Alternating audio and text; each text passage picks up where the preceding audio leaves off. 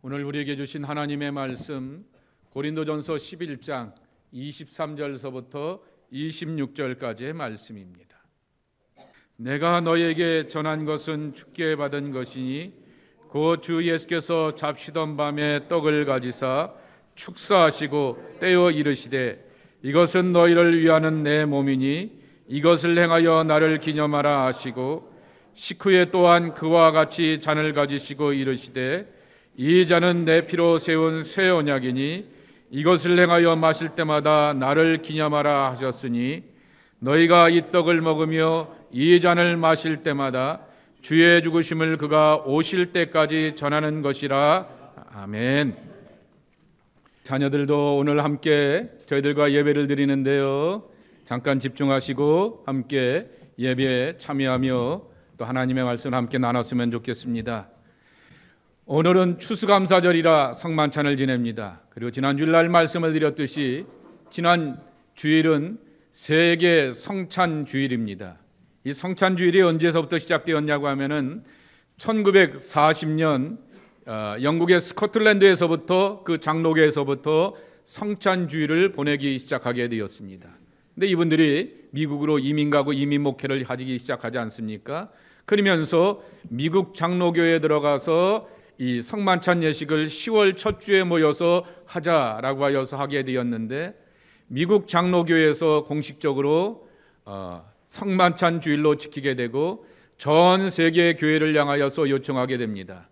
감리교, 장로교, 침례교, 성결교, 성결교는 한국에서 나온 교단이니까 성공회 이런 교단들, 주류 교단들, 그리고 심지어는 로만 가톨릭에까지도 제안을 하게 됩니다.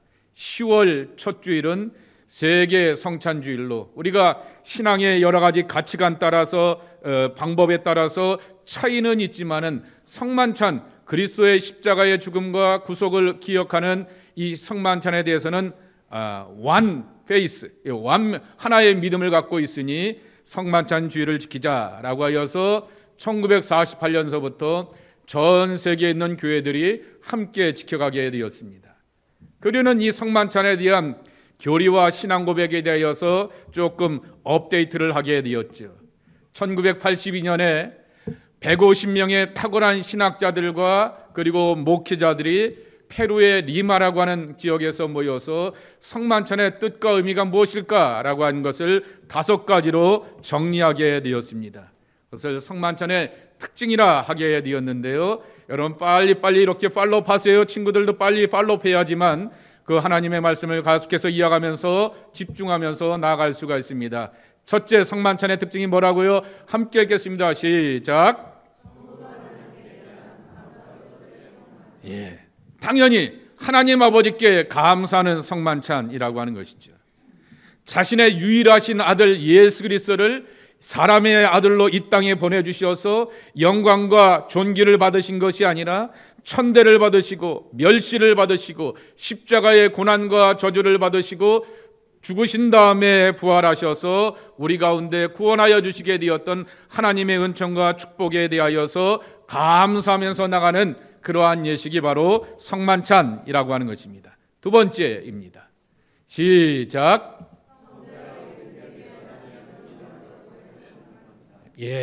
기념 혹은 기억입니다. 아남네시스라고 하는 이 히라보 단어가 바로 기념이 될 수도 있고 You do remembrance of me라고 예수님 말씀하여 주셨던 것처럼 기념이 되기도 하지만은 두고두고 우리의 머릿속에 기억되는 거죠. 머리로 IQ로가 아니라 가슴으로, 몸으로, 삶으로 기억되는 것입니다. 성만찬은 바로 십자가를 지시기 이전에 사람의 아들로 오셔서 사람과 더불어 살아가며 사람의 눈물과 사연과 아픔들을 헤아려 주시면서 하늘의 아들로서 우리를 향하여서 트릿한 것이 아니라 우리와 더불어 함께 살아가시면서 삶의 고통과 눈물을 닦아주시고 헤아려 주시게 되었던 예수님, 그리고 멸시와 천대를 받으시고 십자가의 고난을 받으시고 부활하시게 되었던 그분의 위대한 사역을 기억하는 것으로서의 성만찬 예식입니다. 세 번째입니다. 시작. 성령 하나님을 통하여 우리는 하나님 아버지께 감사 예식을 드릴 수 있고 예수님에 대하여서 기쁨과 감격으로 이 성만찬을 대합니다. 빵입니다. 포도 음료입니다. 아까 우리 성찬을 준비하시는 권사님이 이 봉투를 이렇게 보게 되었던데 거기 프라이스가 이렇게 써 있는 걸 제가 봤어요. 안 봤으면 좋을 텐데 봤어요. 정말 그런 빵입니다. 그러나 우리는 이것을 그런 빵으로 먹질 않습니다. 이 포도 음료가 올해 이렇게 교회에서 담벼락에서 자라게 되었던 포도로 자라게 되어서 우리가 담그게 되었고 나야가라 폴스에 있게 되는 그 포도주와 비교하게 되면은 퀄리티가 많이 떨어지게 되지만 우리는 그것으로 이렇게 먹고 마시지를 않습니다. 우리를 구원하시게 되었던 하나님의 은혜, 우리와 함께 주시게 되었던 예수님의 사랑들을 기억하는 것은 성령께서 이 시간 저와 여러분 가운데 함께 하시고 이 빵과 포도 음료 가운데 함께 하여 주셔서 나를 변화시켜 가시고 나를 예수님을 앞으로 더 한 걸음 한 걸음 가깝게 하고 친근케 하시는 기쁨과 감격을 확인할 수 있기 때문에 성령 하나님에 대한 임재 속에서 우리는 이 성만찬 예식을 경험하게 되는 것입니다. 네 번째, 함께 읽겠습니다. 시작. 교회는 항상 예수님께서 친히 가르쳐 주셨고 보여주셨던 성만찬을 통하여서 거룩한 예식을 거행할 뿐만 아니라 식탁의 교제를 나누게 됩니다. 교회의 추수감사절, 교회의 창립기념일, 교회의 크리스마스, 교회의 부활절. 부활은 예수님이 하셨고 탄생은 예수님이 하셨는데 먹고 배부른 건 누구죠? 우리입니다. 정말 우리 이렇게 명절이 되면 이렇게 즐겁게 교제하고 나누는가라고 하는 것이죠. 자, 한국말로 뭐라고 표현하죠? 같이 밥을 먹는 사람들을 뭐라고 불러요? 식구입니다. 정말 이 식탁의 교제를 통하여서 정말 말씀의 식탁을 나누고 삶의 식탁을 나누게 되고 또한 음식의 식탁을 나누면서 당신과 나는 그리스도 안에서 함께 식구가 되었습니다라고 하는 성도의 교제로서의 성만찬이라고 하는 것입니다. 다섯 번째, 함께 읽겠습니다. 시작. 자, 친구들에게 물어볼게요. 집중하시고요. 대답 잘해야 돼요. 자, 밥 먹으면서 소리 지르는 사람, 밥 먹으면서 욕하는 사람, 밥 먹으면서 화내는 사람 없어요. 밥 먹으면 기쁘고 즐겁습니다. 밥 먹으면서 편안하고 이렇게 친구롭게 이렇게 대화하고 즐겁게 대화하고 이런 얘기 저런 얘기 나누게 되는 것입니다. 식탁의 장점이죠. 하나님 나라에 우리가 이렇게 You are invited, You are selected라고 하면서 우리를 초대해 주셨다라고 하는 얘기는 예수님과 함께 식탁을 나누게 되면서 예수님과 함께 즐겁게 교제한다라고 하는 것이죠. 그런데 여기서 우리가 이것을 경험하게 되지만은 천국에 가서는 어떻게 한다고요? 두고두고 영원히라고 하는 것이죠. 그래서 하나님 나라의 식탁으로서의 성만찬을 우리가 경험하면서 저 나라에 가게 되면 영원히 우리가 맛보겠지라고 하는 기대와 꿈을 갖는다. 이것이 바로 성만찬의 5가지 특징입니다. 그런데 오늘은 이 핵심적인 성만찬의 5가지 정신 가운데서 첫 번째를 나누려고 합니다. 그것은 뭐죠? 성부 하나님께 감사한다라고 하는 것입니다. 이 감사라고 하는 것에 대하여서 근거가 되는 그 말씀이 어디냐라고 하면은 여기 11장 24절에 있는 말씀입니다. 함께 읽겠습니다. 시작.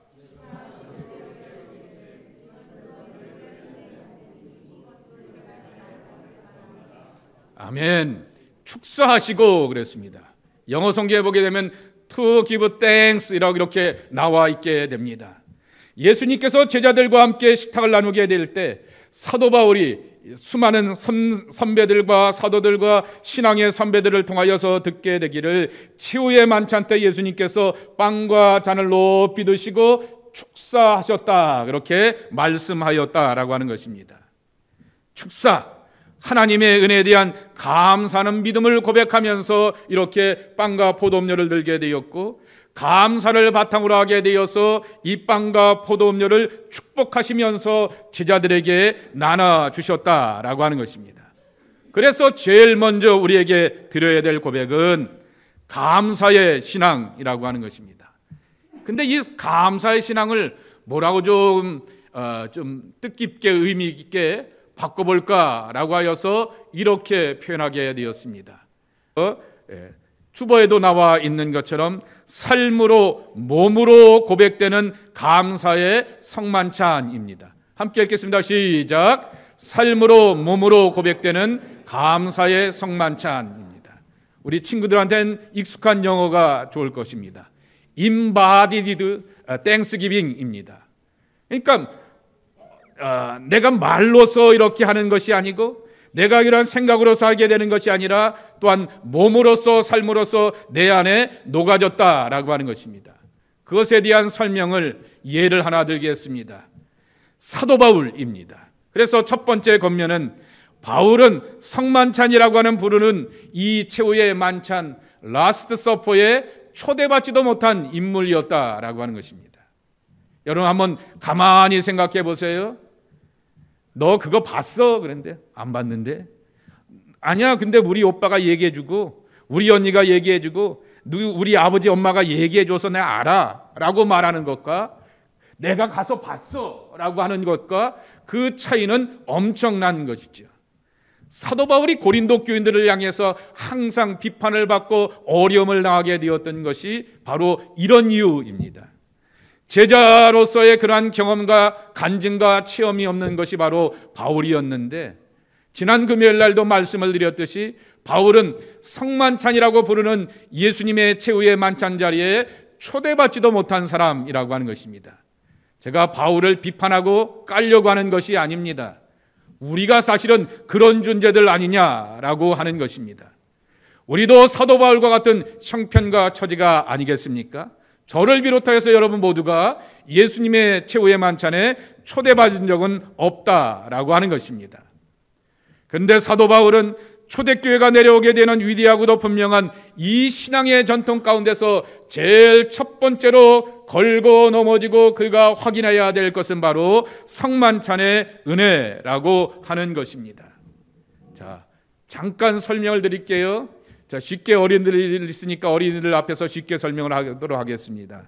초대교회는 성만찬을 주의 만찬이라 부르게 되었습니다. 그래서 일부 때는 이런 예식에 성만찬 예식을 거행하게 되고 2부 때는 예식이 끝나게 되면은 다 함께 모여서 식탁의 교제를 나누게 되었습니다. 그래서 주의 만찬이라고 이렇게 이름을 붙이게 되었던 것입니다. 그런데 문제가 있었습니다. 이 워낙 탈이 많은 교회가 고린도 교회 아니겠습니까? 고린도 교회 가운데 부자들이 좀 있었어요. 부자들이 있으니까 이 강단을 향하여서 식탁을 향하여서 음식을 준비해 오게 되었는데 돈 좀 있다고 이렇게 많이 챙겨왔어요. 근데 얘는 내가 마음에 들어. 그러니 너는 이따가 와서 내가 이거 준비한 거 있잖아. 이거 너 먹어. 그런데 아무개는 요만큼 가져왔네. 조그만 거 하나 가져왔네. 쟤는 뭐 에이 그리고 고개도 빳빳 들고 마음에도 안 들어. 그러니 너는 쟤는 제껴놓고 우리끼리 먹자라고 하는 얘기가 초대교회 안에 공공연하게 헤어지게 이렇게 드러나게 되는 것입니다. 이 이야기를 듣게 되었던 사도 바울이 굉장히 업셋이 되게 되었던 것이죠.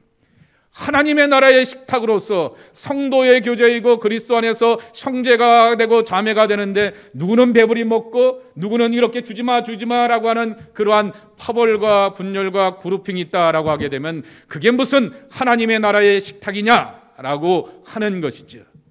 근데 문제는 바울조차도 예수님의 잔치의 마지막 만찬에 경험이 없었다라고 하는 것입니다.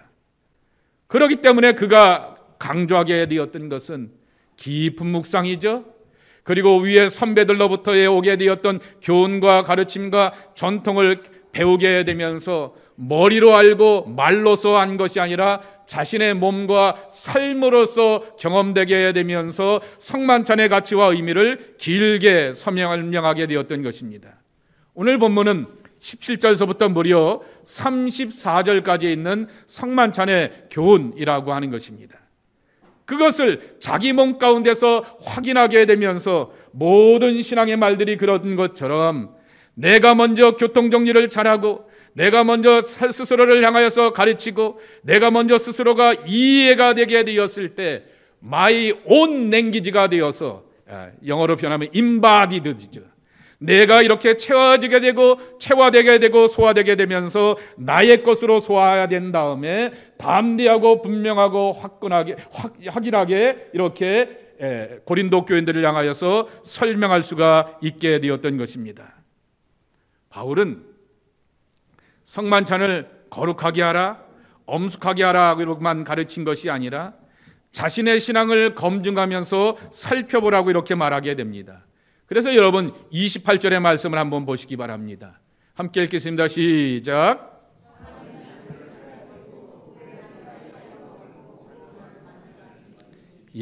여기 살핀다라고 하는 히라보 단어가 도키마조입니다.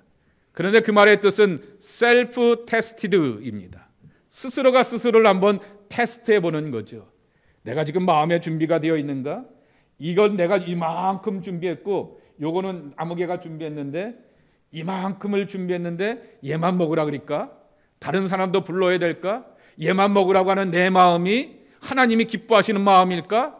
그리고 이렇게 갈라치게 하는 그러한 마음을 하나님께서 즐거워하실까? 그것을 향하여서 스스로를 한번 점검해보고 테스트해보고 자기 인정과 확신을 가지고서 하나님의 성찬 앞에 나오라라고 하는 그러한 말씀이라고 하는 것입니다. 그러니 이런 것들을 스스로가 대해서 잘 이겨내고 극복하게 되었던 바울의 신앙이 오늘 우리들의 신앙이 되어야 하지만 우리는 성만찬 속에서도 기쁨과 감사와 감격 가운데 하나님 앞에 나올 수가 있는 것입니다. 두 번째는 감사라고 하는 것입니다. 예수 그리스도를 통한 구원과 하나님의 지키심의 은혜에 대한 감사라고 하는 것입니다. 여러분, 예수 그리스도의 구원은 당시 우리 영혼의 죄의 문제를 해결해 주었던 구원으로 끝나지 않습니다. 영혼의 구원입니다. 몸의 구원입니다. 어렵고 힘든 삶의 환경 가운데서의 건져냄 구원입니다. 그것을 우리는 전인적인 구원이라 이름을 붙이게 되는 것입니다. 성만찬은 당연히 예수 그리스도의 찢기심, 피 흘리심을 기억하지만 죄의 문제만 해결하여서 나를 구원하신 것이 아니라 내 삶의 진보, 발전을 이뤄갈 수 있기 때문에 우리는 그 모든 삶의 환경과 조건을 바라보면서 감사의 고백으로 나가야 하는 것입니다. 예를 하나 들겠습니다. 여러분, 빌립보서 1장 25절의 말씀 함께 읽겠습니다. 시작.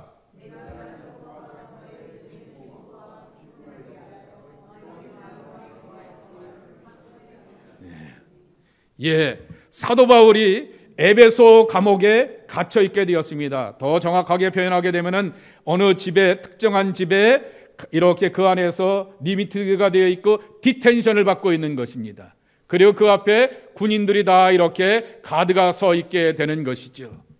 그리고는 활동에 대하여서 제약이 있게 되고 사람들은 만날 수 있게 되지만은 밖으로 나가서 사도 바울이 잘하는 게 뭡니까? 나가면 활동하는 거죠. 복음을 전하고 예수를 전하는 거 안 돼 라고 이렇게 디텐션을 받게 되었던 것입니다.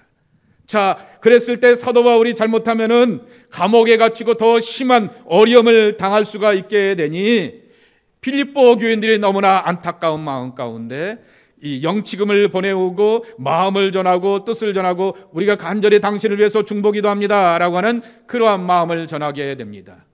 오네시모를 통하여서 이러한 이야기를 듣게 되니까 하나님, 내가 살아있는 것이 너무나 감사합니다. 그리고 내가 더 살아있어야 되겠습니다 라고 하는 것입니다. 내 목숨을 위하여서, 내 수명을 위하여서가 아니라고 하는 것이죠. 너희 믿음, 그랬습니다. 여기서 너희는 누구죠? 빌립보 교인들을 위한이라고 하는 것이죠. 정말 빌립보 교인들의 믿음의 진보와 기쁨을 위하여서 정말 내가 더 살아있고 더 정말 온전해야겠다라고 하는 것에 대해서 기뻐하고 감사한다라고 이렇게 고백하게 되었다라고 하는 것입니다.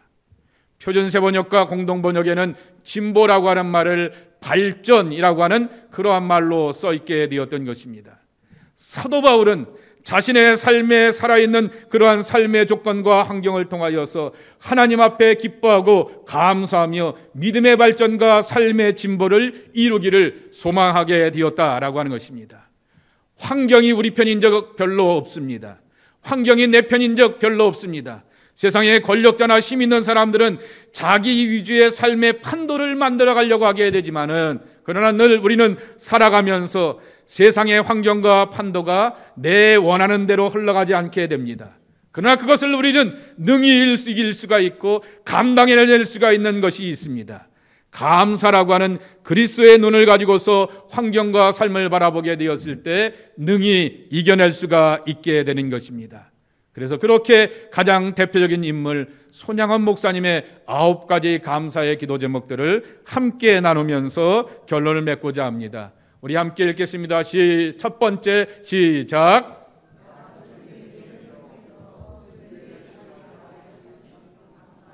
아멘. 두 번째.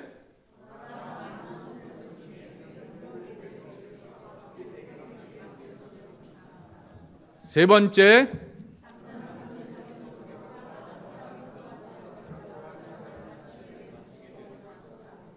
네 번째.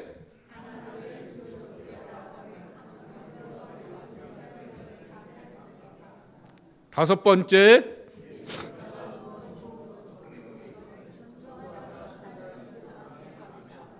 여섯 번째.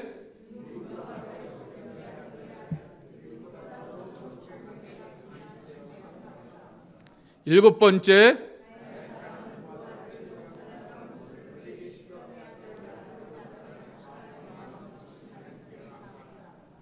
여덟 번째.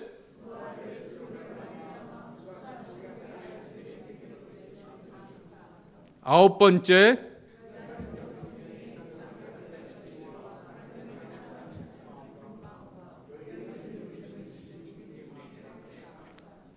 이렇듯 분수에 넘치는 가분한 복을 주신 하나님께 모든 영광을 돌립니다.